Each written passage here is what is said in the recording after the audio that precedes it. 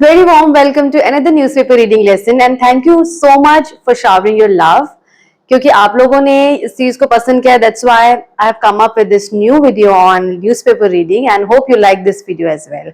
इसी तरीके से अगर आप हर वीडियो को देखते रहेंगे न्यूज़पेपर रीडिंग का, तो आपकी वोकैबुलरी काफी अच्छी होने वाली है और जब भी आप ऐसे न्यूज़पेपर पढ़ेंगे तो आपको ऐसे झट से समझ में आ जाएगा कि इसका मीनिंग क्या होता है. ओके, आराम से पढ़ते हैं, टेक योर टाइम. ओके, और आराम से आप सुनिएगा. So why to waste time, let's get started. ये एक्चुअली रीसेंट न्यूज है. इसके हिसाब से एक मेजर ब्लास्ट हुआ है एक्सप्लोसिव फैक्ट्री में छत्तीसगढ़ के and many fear dead. Many fear dead मतलब बहुत सारे लोगों के मारे जाने का डर है. Okay, many fear dead. Now यहाँ पे एक आप वर्ड देख रहे हैं, ब्लास्ट. ब्लास्ट तो आपको पता होगा, धमाका जो हुआ है वो एक्सप्लोसिव फैक्ट्री में हुआ है. एक्सप्लोसिव का मतलब होता है बारूद की फैक्ट्री. एक्सप्लोसिव्स का यहाँ मतलब है बारूद. अब कहीं आप देखें बारूद की फैक्ट्री है तो आप इजीली बोल सकते हैं एक्सप्लोसिव्स फैक्ट्री है. ओके, एक्सप्लोसिव मतलब बारूद, जो ऐसे मटेरियल होते हैं जो फट सकते हैं. ओके, नाउ ये कुछ इंपॉर्टेंट वर्ड्स जो हम देखेंगे, debris, crater, preliminary, suspect, sustained, okay, and explosives. और कुछ एक दो सिंपल वर्ड्स भी देखेंगे. So stick till the end. Now, it says a blast at the biggest explosive factory in Chhattisgarh's Bemetara district injured 6 laborers, leaving a 20 feet crater on the ground and a potential for double. Now, a blast at the biggest explosive factory, mind, biggest explosive, सबसे बड़ा बारूद का factory था जहां पे blast हुआ है. Okay, and leaving a 20 feet crater. Crater मतलब ऐसे गड्ढा बन जाता. ऑब्वियसली ब्लास्ट हुआ है तो 20 feet का गड्ढा बन गया है वहां पे और वहां पे ट्रैप्ड हैं लोग, राइट.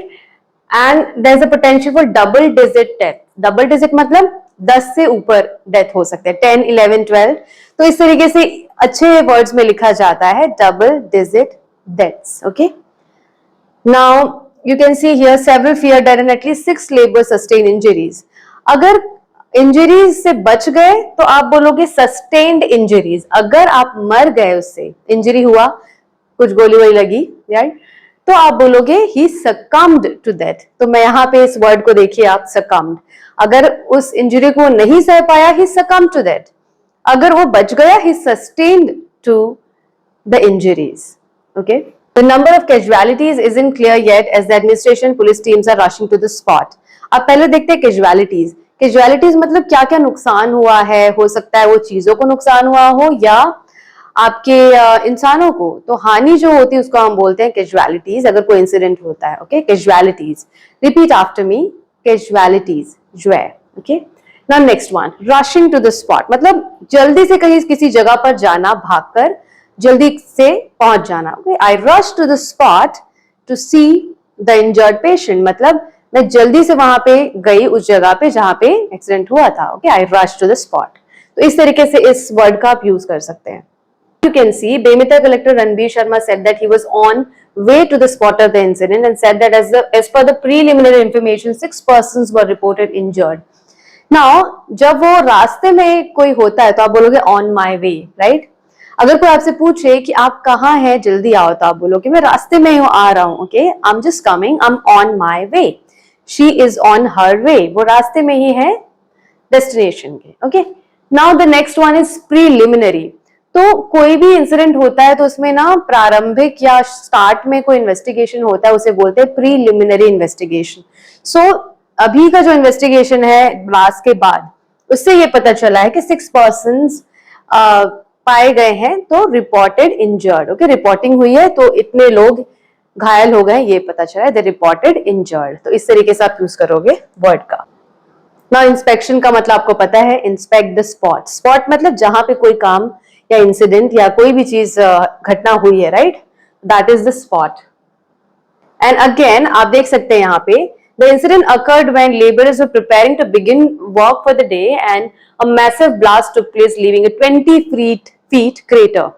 तो ब्लास्ट के बाद एक 20 feet क्रेटर जो है बन गया. सो उसको आप कैसे बोलोगे, इट लेफ्ट. तो यहाँ पे लिखा है आईएनजी फॉर्म में, ब्लास्ट टुक प्लेस लीविंग, छोड़ते हुए, right, leaving a 20 feet crater on the ground.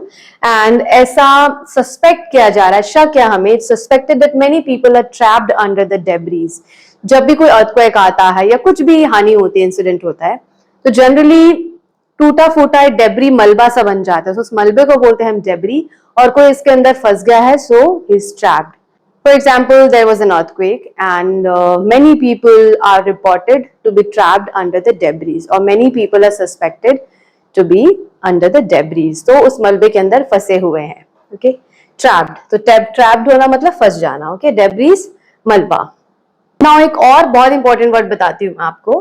Further details awaited. आप हमेशा पूछते हैं ना वेट अवेट में क्या डिफरेंस है, तो ये आप देख सकते हैं कि आगे के डिटेल्स ना वेट किए जा रहे हैं, अवेटेड. यहाँ पे आप फर्दर डिटेल्स वेटेड नहीं बोलोगे, अवेटेड. अब इससे रिलेटेड आपको पूरा समझना है तो ये वीडियो देखना ना भूलिएगा. ऊपर देख सकते हैं आप, और यहाँ पे एक पिक्चर भी है, तो आप जाइए प्लेलिस्ट में, आपको ये वीडियो मिल जाएगा. Wait, await, everything is clear. Now 6 to 7 words हैं जिनको आपको एक एक का सेंटेंस बनाना है, and let me know in the comments, तभी आपको हमेशा ही याद रहेंगे. और आपको ये वीडियो सीरीज पसंद आता है न्यूज़पेपर रीडिंग का, so do give me a thumbs up or let me know that whether you want more of such lessons. Thank you so much for listening to me.